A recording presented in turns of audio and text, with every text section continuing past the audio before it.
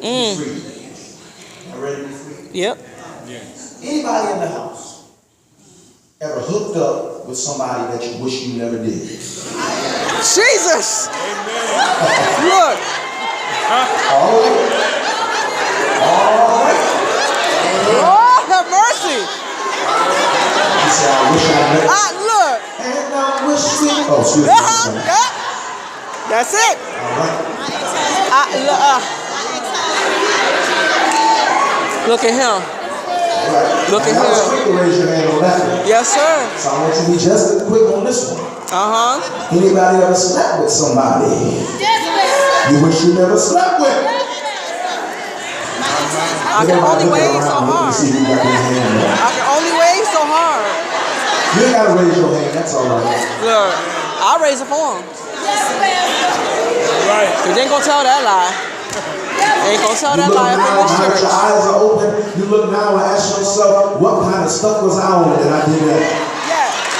No, that ain't what I said. I said, what I know I was smoking that night. I don't know what was going on. Yes. It might have been no cataracts, I don't know. But what was I doing? Woo! To get connected to that. What? Look. Oh, Jesus. That's real. Man. that's it. Look at here. Look at here. Look at. I think about it sometimes to get violent. That's how bad it is. You gave up your virginity Oh my to God. somebody that you wish you never did. Wish. Fatal Attraction. Jesus Christ. In 1987, there was a movie. I heard it was on last night, actually. Yep. Fatal Attraction. Yep. Now, in this movie, The rabbit in the pot. all right, we have a married man who say, I'm gonna have me a good weekend. Give me a little shorty. I'm say I get married, man. Having an affair with a woman, and she refuses to let it in. He, like most men, was only in it for the momentary thrill. And she, like most women, grew emotionally attached. Oh, Jesus. Why y'all get in church and have y'all lying face on like y'all don't know what I'm talking about? Look at here. Y'all don't know what to do tonight. Just look at me. And that's that psychotic look. And so he began to reject her. And the more he rejected her and trying to let her know that this was just a weekend thrill, this not no permanent thing, she became more obsessed. She first started slitting her wrists. Then she began to try to blackmail. Yep. Try to stalk her. Try. Some of y'all saying amen and stalked before, I know. Damaging his God. Invaded his home, traumatizing his family, making calls and hanging up. Don't look at your neighbor. Don't even look around. I've done the hang up call. The lady boiled the family rabbit. She boiled the family pets. I'm telling look. You did not say. Altercation in the kitchen was one with a knife. Yep. Which led to a final physical confrontation that left somebody dead. And it was a fatal attraction. But it was ignited by unrestrained passion of sin. Now let's talk about this three-letter word, sin. Sin, as it relates to the topic of fatal attraction, is listen to me carefully. It's a sensual gratification that does not give forethought to the consequences of his actions.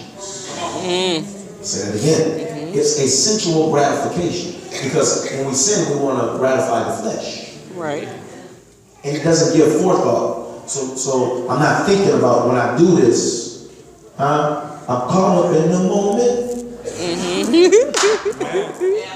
I'm not thinking about when I do this, that what the consequences may be, because I want to please myself. Right. That's right. Flesh want to feed its cravings. You can sit here and look so holy if you want. Like you don't have, like you didn't have, if you don't have them no more, you have them. Amen. Flesh Praise God. issues. Tell the truth. That's right. That's it. Flesh issues. The flesh, let me tell you about the flesh. And I know this, so some of you are testers. It's undisciplined. It's depraved. It can be perverted. Yep. You can be in church and the devil try to put something on your You mind. better say that. You better talk about, look. Ain't somebody gonna lie I about ain't gonna go there. The flesh can be ill-behaved. Jesus. And it has the propensity that if we feed it, it can lead to fornication. Thank you. Adultery, marital separation, divorce, and watch this, the contemplation of suicide or even homicide. Amen. Sad story. This is a sad story. One of my good friends played football with him for like 10 years. We grew up together. Our first year in college, all right, he was dating a girl, went to high school. She was a senior. And she broke up with him. Said it was over. So one morning, she was a senior, she got the bus. He met her at the bus stop. All right, I mean, this was my boy. And the last thing he told me was funny. I'll tell you later. So he meets her at the bus stop, and then in Lackawanna, it's different from Buffalo. So I moved to Lackawanna in 10th grade, so lived in Buffalo prior to that. But in Lackawanna, like the police kind of know you. So the police showed up at the bus stop, because the mother came out the house, get off my baby, da-da-da-da-da. Police came, was like, you go home, and make sure the girl got in the house. And the mother told the daughter, don't go to school today. There was too much drama this morning. Just sit here and watch your little sister. Little sister was maybe 2, So my friend went home, got a sawed-off shotgun. Wow. Sawed-off shotgun. All right, friend I used to eat breakfast with, football practice, whole night. Went to the house, blew the door down, shot her, all right, about 4 times. Jesus. Put the gun in his mouth, shot himself, and a little 2-year-old is in the house in blood. Oh, Lord. But he's dead, and the 2-year-old sister is dead. You want to talk about a mess that rocked the community. And everybody said this, we never would have thought that he would have had. I never would have thought. Fatal attraction. Don't love me to death. I know that's right. I'll be by myself. I will be alone. Last year.